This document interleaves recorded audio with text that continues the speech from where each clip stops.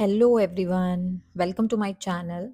This is part 3 of HTET 2021 PGT Chemistry Paper Solution series. So let's begin with the question number 121 is the main product of reduction of nitrobenzene in neutral solution with zinc dust and ammonium chloride is. So जब nitrobenzene का reaction कराया जाता है with zinc dust and ammonium chloride तो क्या बनता है phenyl hydroxyl amine किसकी फॉर्मेशन होती है you can see the product phenyl hydroxyl amine की फॉर्मेशन हो जाती है सो the correct answer is second one next question is the reaction to obtain benzaldehyde from toluene by chromyl chloride is Etard reaction बहुत important reaction है बहुत बार paper में question पूछा गया है तो जब हम किसकी रिएक्शन टॉल्वीन की रिएक्शन क्रोमाइल क्लोराइड के साथ कराते हैं तो हमें क्या मिलता है बेंजल्डिहाइड और इस रिएक्शन को क्या बोला जाता है इटार्ड रिएक्शन तो हम सभी रिएक्शंस को देख लेते हैं next reaction is Gattermann coach reaction हमारा करेक्ट आंसर तो थर्ड ही है तो गेटरमैन कोच रिएक्शन क्या होता है जब बेंजीन को CO एंड HCl के साथ in the presence of a Lewis acid जब रिएक्शन कराई जाती है तो क्या बनता है बेंजल्डिहाइड इस रिएक्शन को क्या बोलते हैं गेटरमैन कोच रिएक्शन उसके बाद गेटरमैन रिएक्शन क्या होती है हम सबको पता है कि बेंजीन डाइजोनियम क्लोराइड जो है बेंजीन डाइजोनियम सॉल्ट हमारे पास है जब हम इसकी रिएक्शन कराते हैं in the presence of copper powder और HCl के साथ तो क्लोरोबेंजीन बनता है this reaction is bromine HBr के साथ कराएंगे तो क्या बन जाएगा ब्रोमोबेंजीन इस तरीके से तो इस रिएक्शन को हम क्या बोलते हैं गेटरमैन रिएक्शन और सैंडमेयर रिएक्शन में क्या लेते हैं हम सैंडमेयर रिएक्शन और गेटरमैन रिएक्शन में रिएक्टेंट्स एंड प्रोडक्ट सेम होते हैं बट डिफरेंस क्या होता है कि सैंडमेयर रिएक्शन में हम यहाँ कॉपर पाउडर की जगह क्या यूज करते हैं कॉपर सॉल्ट यूज करते हैं राइट तो हाँ हमने समझ लिया कि गेटरमैन रिएक्शन क्या होती है गेटरमैन कोच रिएक्शन क्या होती है इटार्ड रिएक्शन क्या होती है now the next one is HVZ reaction HVZ reaction क्या होती है HVZ रिएक्शन में सपोज यू हैव CH3COOH जब आप इसकी रिएक्शन कराते हैं Cl2 के साथ in the presence of red phosphorus तो जो अल्फा कार्बन है वहां पे क्लोरीन उसको हाइड्रोजन को अल्फा हाइड्रोजन को रिप्लेस करना स्टार्ट कर देता है तो क्लोरीन और यहाँ से H विल मेक HCl तो क्या बनेगा CH2Cl COOH इस रिएक्शन को हम क्या बोलते हैं HVZ रिएक्शन तो मैंने आपको इसमें जो चारों रिएक्शन है उनके बारे में बता दिया है सो बट इसका करेक्ट आंसर क्या है Etard reaction let's move to the next question iodine iodide of which of the following is most covalent covalent character जानने के लिए हमने एक रूल पढ़ा है जिसका नाम है फजान रूल फजान रूल क्या कहता है कि कटायन का साइज जितना छोटा है और अनायन का साइज जितना बड़ा है कोवलेंट करेक्टर उतना ही ज्यादा है हमने एक चीज पढ़ी है ना अगर कटायन का साइज बड़ा है अगर कटायन लार्ज है तो वो इजीली इलेक्ट्रॉन लूज करेगा और इजीली इलेक्ट्रॉन लूज करेगा तो आयनिक बॉन्ड इजीली बनेगा राइट लेकिन हम अगर कोवलेंट की बात करें तो इसका उल्टा हो जाएगा यानी कि कटायन का साइज क्या होना चाहिए छोटा होना चाहिए तो वो इलेक्ट्रॉन देर से लूज करेगा और इलेक्ट्रॉन देर से लूज करेगा तो दैट मीन्स कोवलेंट करेक्टर को फेवर कर रहा है ठीक है तो और इसमें कटायन को दिया हुआ है अनायन हमारे पास सेम ही है कौन आयोडाइड आयन तो जब एनायन सेम है तो हम किसको देखेंगे कटायन को तो फजान रूल क्या कहता है smaller the size of cation greater is the covalent character ठीक है NaI KI RBI इनमें अगर आपसे पूछे कि इनको इनके कोवलेंट करेक्टर के इंक्रीजिंग ऑर्डर में या डिक्रीजिंग ऑर्डर में अरेंज करें तो आप कैसे करेंगे LII के अंदर सबसे ज्यादा कोवलेंट करेक्टर है फिर NaI फिर KI फिर RBI यानी कि it is the most ionic it is the most covalent I hope आपको क्लियर होगा तो अगर आपको फजान रूल के अकॉर्डिंग अगर चीजें जाननी है किसके अंदर कोवलेंट करेक्टर ज्यादा है तो हम क्या देखेंगे कि साइज कटायन का साइज क्या होना चाहिए स्मॉल होना चाहिए अनायन का साइज क्या होना चाहिए लार्ज होना चाहिए और जो चार्ज है दोनों पे वो भी क्या होना चाहिए हाई ये तीनों फैक्टर क्या बताएंगे कि इन तीनों फैक्टर्स के अकॉर्डिंग हम किसी के अंदर भी क्या देख सकते हैं covalent character so here is the Correct answer. Next question is primary amide CONH2 shows two adsorption bands between 3400 to 3500 per centimeter. On treatment with P2O5, the compound formed absorbs at. ये कह रहा है कि इसके दो ये absorption band आया हुआ था, लेकिन अगर हम इसका ट्रीटमेंट P2O5 के साथ कराते हैं तो कह रहा है कि जो एब्जॉर्प्शन बैंड आएगा वो किस रेंज में आएगा। तो सबसे पहले हमें इसकी रिएक्शन पता होनी चाहिए। RCONH2 जब P2O5 के साथ रिएक्ट करता है तो ये RCN बनाता है, ठीक है। तो यानी कि अगर हमें CN का रेंज पता हो तो हमारा आंसर आ जाएगा। तो यहाँ पे मैंने कुछ रेंज मेंशन की है, तो यू कैन सी CN का रेंज क्या है 2210 से 2260। तो हम देख लेते हैं कि ये रेंज कहाँ है। So answer is option number C 2256। This will be the range. Next question is 6H5, इसको मैं ऐसे लिख सकती हूँ C6H5 CH2OH, राइट। HBr के साथ इसकी रिएक्शन कराएंगे तो हमें पता है प्रोडक्ट क्या बनेगा, OH यहाँ से, H यहाँ से, H2O और OH की जगह पे क्या आ जाएगा Br, राइट। इसका रिएक्शन फर्दर कराएंगे KCN के साथ तो Br की जगह क्या आएगा CN, तो KBr निकल जाएगा और क्या आएगा CN। और अगर यहीं पे ही रिएक्शन KCN की बजाय AgCN के साथ कराते तो क्या बनता आइसोसाइनाइड, NC आ जाता। उसके बाद क्या पूछा है कि इसका किया हमने हाइड्रोलिसिस। जब हम CN का हाइड्रोलिसिस करते हैं, कंप्लीट हाइड्रोलिसिस, तो क्या बनता है कार्बोक्सिलिक एसिड। और अगर पार्शियल हाइड्रोलिसिस करते हैं तो क्या बनता है अमाइड। तो यहाँ पे क्या बनेगा, कंप्लीट हाइड्रोलिसिस कर रहे हैं CH2COOH और NH3 as a side product बाहर निकल जाएगा। तो यहाँ पे हमारा क्या बना phenyl ethanoic acid.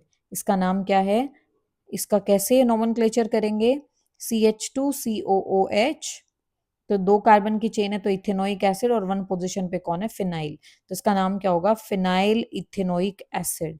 So this is the correct answer. ए कौन है ये, और ये क्या है बी, और ये क्या है सी, और इसने सी का नाम ही पूछा है तो सी का नाम क्या है phenyl ethanoic acid. Next question is the pKa for CH3COOH is 4.75. Hence, the mixture of sodium acetate and acetic acid can be used for the preparation of buffer solution whose pH is in the range. तो जब भी ये pKa value हमें दिया हो, ठीक है, और रेंज हमसे पूछा गया हो कि बफर सॉल्यूशन जो आएगा उसका पीएच रेंज क्या आएगा, तो आपको याद रखना है पीकेए वैल्यू से ±1। तो पीकेए क्या दिया हुआ है 4.75, तो इसमें -1 करेंगे तो क्या आएगा 3.75, और पीकेए क्या है 4.75, इसमें +1 करेंगे तो क्या आएगा 5.75। तो इसकी रेंज कहाँ से कहाँ तक होगी 3.75 से 5.75 तक। So the answer is third one. Now the next question is the correct order of reactivity of the following compounds in SN2 में हमें पता है कि क्या होता है SN2 में चीजें चलती हैं स्टेरिक हिंड्रेंस के अकॉर्डिंग। रिएक्टिविटी किसके अकॉर्डिंग चलती है स्टेरिक हिंड्रेंस को ध्यान में रखते हुए, जबकि SN1 में किसको ध्यान में रखा जाता है स्टेबिलिटी ऑफ कार्बोकैटायन। तो हमें पता है कि प्राइमरी एल्काइल हैलाइड में स्टेरिक हिंड्रेंस सबसे कम होता है, followed by secondary and tertiary. तो SN2 का रिएक्टिविटी भी यही हो जाएगा, राइट। तो हमें क्या देखना है, वी कैन सी ये क्या है प्राइमरी, ये भी प्राइमरी है लेकिन इस प्राइमरी के अंदर स्टेरिक हिंड्रेंस ज्यादा है इस वाले से। ये क्या है सेकेंडरी, ये क्या है टर्शरी। तो इस पहले ऑप्शन में क्या बताया गया है कि टर्शरी को सबसे ज्यादा रिएक्टिव बताया गया है, लेकिन ऐसा तो नहीं है, टर्शरी सबसे ज्यादा रिएक्टिव तो नहीं होता है, इसका मतलब फर्स्ट ऑप्शन तो नहीं हो सकता। सेकेंड ऑप्शन देख लेते हैं। सेकेंड में क्या है, second this one is primary, this is secondary, this is primary, this is tertiary. तो यहाँ पे भी कोई एक पर्टिकुलर ऑर्डर तो है नहीं। मैंने आपको बताया कि टर्शरी लीस्ट रिएक्टिव होगा और प्राइमरी क्या होगा मोस्ट रिएक्टिव होगा। तो हम उसके अकॉर्डिंग ऑप्शन देख लेते हैं अभी। तो नेक्स्ट में क्या है, टर्शरी को, ये देखिए प्राइमरी को मोस्ट रिएक्टिव बताया गया है, उसके बाद ये प्राइमरी स्टेरिक हिंड्रेंस इससे ज्यादा वाला, तो ये रिएक्टिव है, उसके बाद सेकेंडरी, उसके बाद है लास्ट में tertiary. So this will be the correct answer, option C is the correct answer, जिसमें ये बता रहा है कि SN2 में चीजें किसके अकॉर्डिंग चल रही हैं, टर्शरी में सबसे ज्यादा स्टेरिक हिंड्रेंस इसलिए इसकी रिएक्टिविटी सबसे कम, सेकेंडरी की उससे ज्यादा और प्राइमरी की सबसे ज्यादा। आई होप आपको एक्सप्लेनेशन समझ आई होगी। Next question is question number 128. Glucose on reaction with bromine water. Glucose क्या है? This is glucose. इसका रिएक्शन कराया ब्रोमीन वाटर के साथ। ब्रोमीन वाटर एक माइल्ड, क्या है, एक माइल्ड ऑक्सीडाइजिंग एजेंट। तो ये क्या कराएगा, CHO ग्रुप को कार्बोक्सिलिक एसिड में कन्वर्ट कर देगा। जो एल्डिहाइड ग्रुप है CHO ग्रुप, उसको किस में कन्वर्ट कर देगा, कार्बोक्सिलिक एसिड में। तो यहां से आपका बनेगा ग्लूकोनिक एसिड। सो ये जो बनेगा यहां से, इसका नाम क्या है, gluconic acid. So the answer is third one. तो आपसे यहां से और तरीके से भी क्वेश्चन पूछा जा सकता है। ये जो ग्लूकोज की रिएक्शन वाला पार्ट है ये बहुत इंपॉर्टेंट है। तो ये जो क्वेश्चन पूछा गया है इसका आंसर है थर्ड, ठीक है। लेकिन लाइक कि अगर आप ग्लूकोज का रिएक्शन नाइट्रिक एसिड के साथ कराएंगे तो क्या होगा। तो हियर इज द ग्लूकोज, और अगर आप इसका रिएक्शन नाइट्रिक एसिड के साथ कराएंगे तो ये ब्रोमीन वाटर से थोड़ा सा स्ट्रॉन्ग ऑक्सीडाइजिंग एजेंट है। ये क्या कराएगा, यहाँ भी ये जो एल्डिहाइड ग्रुप है इसका भी ऑक्सीडेशन करा के कार्बोक्सिलिक एसिड बना देगा, और जो प्राइमरी अल्कोहल है इसका भी ऑक्सीडेशन करा के कार्बोक्सिलिक एसिड बना देगा। तो यहां से क्या बनेगा, सैकेरिक एसिड, राइट। तो अगर ब्रोमीन वाटर के साथ रिएक्शन कराते हैं ग्लूकोज की तो बनेगा ग्लूकोनिक एसिड, अगर HNO3 के साथ कराते हैं तो बनेगा सैकेरिक एसिड, और अगर हम ग्लूकोज की रिएक्शन कराएं रेड फॉस्फोरस और HI के साथ तो बनता है N-हेक्सेन, राइट। तो यहां से क्या बनेगा, N-हेक्सेन। तो मैंने आपको बता दिया कि कौन सा प्रोडक्ट कब बनता है। Now let's move to the next question. को क्या दिया हुआ है, वॉन्ट ऑफ फैक्टर यानी कि आयोटा कितना, 2.754। देन डिग्री ऑफ डिसोसिएशन आपसे क्या पूछा है, अल्फा, राइट। तो अगर डिग्री ऑफ डिसोसिएशन की बात करें तो अल्फा का एक फॉर्मूला होता है iota -1 and divided by N-1। ये फॉर्मूला किसके लिए है, डिसोसिएशन के लिए। और अगर एसोसिएशन की बात हो तो एसोसिएशन के लिए फॉर्मूला क्या होता है, 1 minus iota divided by 1 minus 1 by N। This formula is for association. लेकिन हमारे यहाँ पे किसकी बात हो रही है, डिसोसिएशन की, so we will apply this formula. तो देखिए यहां से क्या होगा, alpha is equal to iota कितना दिया हुआ है 2.74 -1 डिवाइडेड बाय एन। एन क्या है, नंबर ऑफ आयंस कितने प्रोड्यूस होंगे। सो BaNO3 ट्वाइस में कितने आयंस प्रोड्यूस होंगे, एक तो Ba और दो NO3 यानी कि Ba2 प्लस 2NO3 माइनस। तो टोटल नंबर ऑफ आयंस कितने हैं 3, तो 3 -1। सो ये क्या है 1.74 डिवाइडेड बाई 2। अगर इसको परसेंटेज में निकालेंगे तो multiplied by 100। So the answer will be 87%। सो इस क्वेश्चन का आंसर क्या आ जाएगा, 87%, option number C. Now let's see the next question. हमें क्या बताना है, पीएच ऑफ वीक एसिड जिसमें उसका डिग्री ऑफ डिसोसिएशन दिया हुआ है। सो हमें पता है HA किसमें डिसोसिएट होता है, H प्लस A माइनस। आपको पता है कि इस किसी टाइम 0 पे इसकी कॉन्सेंट्रेशन C है तो इसका क्या है 0 एंड 0। फिर इसमें से अगर C माइनस C में से अगर C अल्फा कॉन्सेंट्रेशन क्या हो गया, कम हो गया, तो यहाँ पे क्या बना होगा C अल्फा। तो यहाँ से मैं क्या बता सकती हूँ कि H प्लस का कॉन्सेंट्रेशन क्या है, H प्लस का कॉन्सेंट्रेशन है C अल्फा। राइट।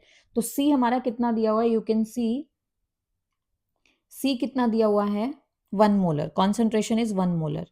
अल्फा कितना है 10%, 10% यानी कि 10/100, तो यहां से कितना है 0.1। So the concentration of H plus is 0.1। ठीक है, हमसे पूछा क्या है पीएच, हमें पता है pH is equal to minus log of H plus ion. तो minus log H plus ion का कॉन्सेंट्रेशन कितना है 0.1।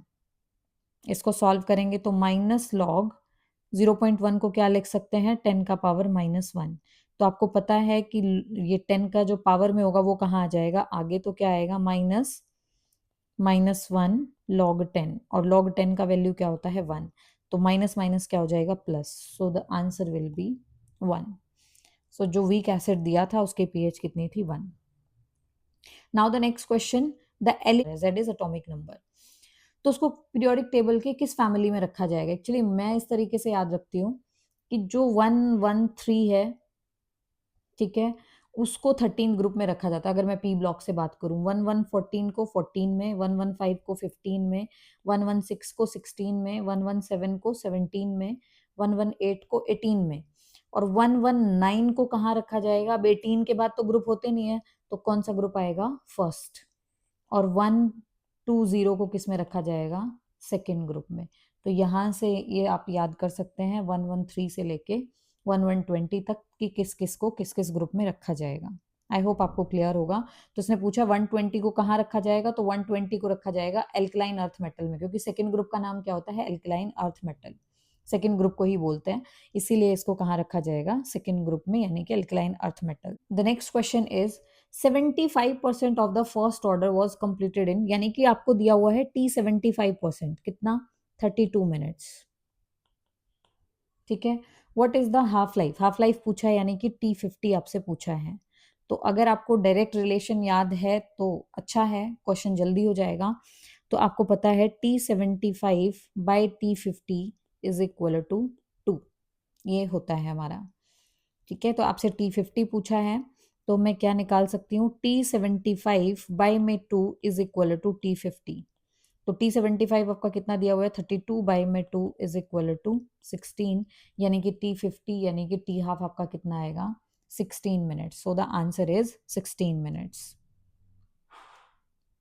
Now let's see the next question, styrene on oxidation with KMnO4। ये स्टाइरिन क्या होता है, फिनाइल इथीन को ही स्टाइरिन बोलते हैं। यू कैन सी स्टाइरिन का जब KMnO4 के साथ ऑक्सीडेशन कराते हैं, तो एक ऑक्सीडाइजिंग एजेंट है, तो ये क्या कराएगा इसको बेंजोइक एसिड में कन्वर्ट कर देगा। तो the correct answer is benzoic acid. उसके बाद next question is which of the following compound will show geometrical isomerism. इनमें से कौन ज्योमेट्रिकल आइसोमेरिज्म दिखाएगा। ज्योमेट्रिकल आइसोमेरिज्म यानी कि सिस ट्रांस। ठीक है, आपको पता है कि अगर दो इस तरीके से ग्रुप जुड़े हुए हों तो उस अरेंजमेंट को क्या बोलते हैं सिस, और अगर डबली बॉन्डेड कार्बन के साथ इस तरीके से ग्रुप जुड़े हुए हों तो उसको क्या बोलते हैं ट्रांस। ठीक है, तो इसने क्या पूछा है, इसने पूछा है कि इनमें से कौन सा ज्योमेट्रिकल आइसोमेरिज्म यानी कि सिस ट्रांस अरेंजमेंट दिखाएगा। तो ज्योमेट्रिकल आइसोमेरिज्म के लिए क्या रूल होता है कि डबल बॉन्ड जो कार्बन है, ठीक है, उस पर डिफरेंट ग्रुप अगर अटैच्ड होंगे डबली बॉन्डेड कार्बन के साथ तो क्या होगा वो ज्योमेट्रिकल आइसोमेरिज्म दिखा देगा। अब ब्यूट वन इन में क्या है देखिए, यहाँ पे क्या है इस डबली बॉन्डेड कार्बन के साथ दोनों ग्रुप क्या प्रेजेंट है सेम, सेम प्रोपीन में भी आता है CH2 डबल बॉन्ड CHCH3। तो डबली बॉन्डेड कार्बन के इस कार्बन के साथ दोनों ग्रुप क्या है सेम। जब फिनाइल वन फिनाइल प्रोपीन में अगर हम देखेंगे तो this is one phenyl propene, तो ये वन फिनाइल प्रोपीन है, तो इसमें इस कार्बन के साथ दोनों ग्रुप अलग हैं, एक हाइड्रोजन है और एक फिनाइल ग्रुप है। ठीक है, इसी तरीके से इस साइड भी इस वाले कार्बन के साथ भी एक हाइड्रोजन एक CH3 है, तो इसमें दोनों तरफ जो ग्रुप जुड़े हुए हैं डबली बॉन्डेड कार्बन के साथ वो क्या है डिफरेंट, तो ये क्या शो कर देगा ज्योमेट्रिकल आइसोमेरिज्म। जबकि अगर आप इसमें देखेंगे तो इसमें एक कार्बन डबल बॉन्ड कार्बन वाले के पास दोनों ही ग्रुप CH3 हो जाएंगे, तो ये भी ज्योमेट्रिकल आइसोमेरिज्म नहीं शो करेगा। सो the correct answer is third one. उसके बाद आज की वीडियो का लास्ट क्वेश्चन देख लेते हैं। The allotropic form of phosphorus show chemiluminescence is. White phosphorus actually दिखाता है। व्हाइट फॉस्फोरस जो है वो थोड़ा अनस्टेबल होता है जब वो एयर के साथ रिएक्ट करता है, तो वो P4O6 दिखाता है, प्लस में एक ग्रीन लाइट प्रोड्यूस करता है। तो इसी को हम क्या बोलते हैं कि ये केमिलुमिनेसेंस दिखा रहा है। तो कौन सा फॉस्फोरस का एलोट्रॉप दिखाता है chemiluminescence? White phosphorus. So the correct answer is white phosphorus.